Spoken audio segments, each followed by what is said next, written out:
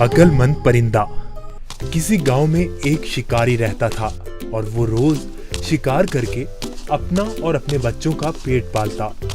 ایک مرتبہ ایسا ہوا کہ شکاری جب شکار کرنے جنگل کی طرف گیا تو اسے آسمان میں ایک بہت ہی خوبصورت اور نایاب چڑیا اڑتی نظر آئی۔ چڑیا کو دیکھتے ہی شکاری کے منہ میں پانی آ گیا اور وہ سوچنے لگا کہ اگر کسی طرح یہ نایاب چڑیا میرے ہاتھ لگ جائے تو اسے بازار میں مہنگے داموں بیچ کر خوب پیسے کماؤں گا۔ یہ سوچتے ہی شکاری نے بڑی چالاکی اور ہوشیاری سے شکار کے لیے جب اپنا جال بچھایا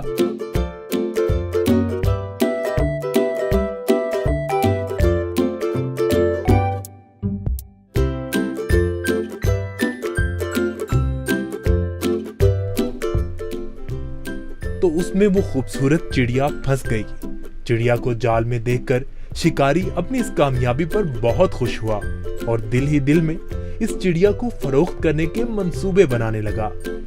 چڑیا جال سے باہر نکلنے کے لیے خوب پھڑپھڑانے لگی، لیکن جب چڑیا کی ساری کوششیں ناکام ہو گئیں اور اسے جال سے آزاد ہونے کی کوئی صورت نظر نہ آئی تو اس نے مایوس ہونے کی بجائے بڑے اطمینان سے شکاری کی طرف دیکھا اور کہنے لگی، اے عقل مند اور بھلے انسان، ذرا میری بات تو سنو۔ مجھ جیسی چھوٹی اور ننھی سی چڑیا کو پکڑ کر آپ کو کوئی فائدہ نہیں ہونے والا، کیونکہ اگر تم مجھے ذبح بھی کرتے ہو تو میرے تھوڑے سے گوشت اور گنتی کی چند نرم اور نازک ہڈیوں سے تمہارا کیا بنے گا؟ اور اگر تم مجھے بازار میں فروخت بھی کرتے ہو تو تمہیں کتنے روپے ملیں گے؟ لیکن تم میری بات مانو اور تم مجھے اس قید سے آزاد کر دو تو میں تمہیں اس کے بدلے 3 ایسی قیمتی اور انمول نصیحتیں کروں گی جو ہمیشہ تمہاری کام آئیں گی۔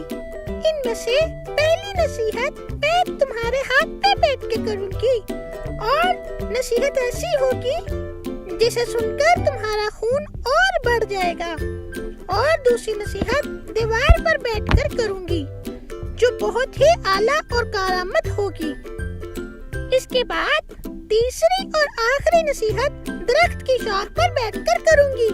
اس لیے اب تمہاری عقل مندی کا یہی تقاضا ہے کہ تم مجھے آزاد کر دو اور میری ان تینوں نصیحتوں پر عمل کر کے دنیا میں بڑا نام کماؤ۔ شکاری نے چڑیا کی یہ پیشکش سن کر تھوڑی دیر سوچنے اور غور کرنے کے بعد اس کی بات مانتے ہوئے جال کی رسی خود کھول دی۔ رسی کھلتے ہی چڑیا اڑ کر شکاری کے ہاتھ پر آ بیٹھی۔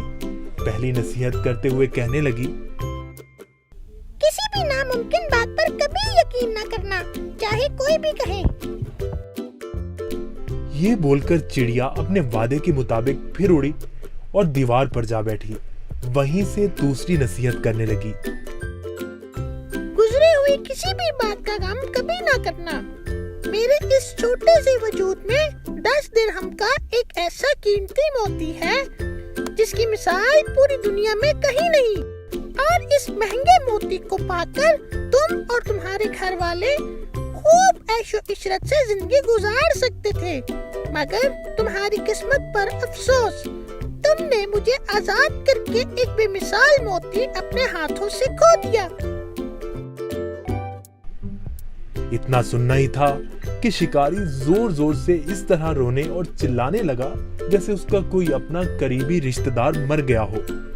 روتے روتے بار بار ٹھنڈی آہیں بھرتا اور کہتا، ہائے ہائے، میں تو لٹ گیا، برباد ہو گیا، ارے مجھ بے وقوف نے کیا کر دیا، ہاتھ آئے خزانے کو کھو دیا، ایسی نادر چڑیا کیوں آزاد کر دی۔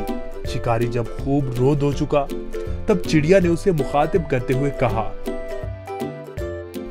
ارے بے وقوف اور احمد شکاری، میں نے پہلے ہی تمہیں نصیحتیں کر دی تھی کہ گزری ہوئی بات کا غم نہ کرنا۔ جب یہ بات ہو ہی گئی تھی تو افسوس سے ہاتھ ملنا کس کام کا؟ اور ہاں اے نادان شکاری، تم نے میری پہلی نصیحت بھی تو غور سے نہیں سنی۔ میں نے کہا تھا نا کہ کسی بھی ناممکن بات کا ہرگز یقین نہیں کرنا چاہیے، हाँ वो कैसे ही क्यों ना हो। अब जरा अक्ल से काम लो और देखो तो सही, मुझ नन्ही सी जान का पूरा वजूद 3 दिरहम से ज्यादा का नहीं है, तो फिर 10 दिरहम का मोती मेरे छोटे से वजूद में कैसे हो सकता है।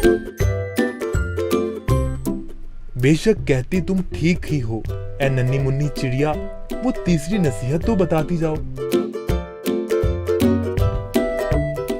अरे भाई, तुमने मेरी पहली नसीहतों पर कौन सा अमल कर लिया जो मुझसे तीसरी नसीहत भी सुनना चाहते हो।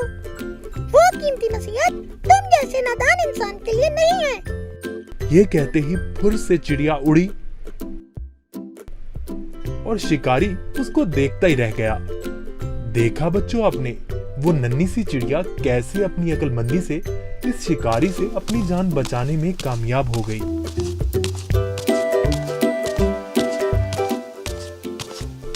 किसी बेवकूफ को नसीहत करना ऐसा है जैसे बंजर जमीन में बीज डालना। अगर आपको हमारी वीडियोस अच्छी लगी हो तो इसको लाइक करें, शेयर करें और हमारे चैनल को सब्सक्राइब करें। शुक्रिया।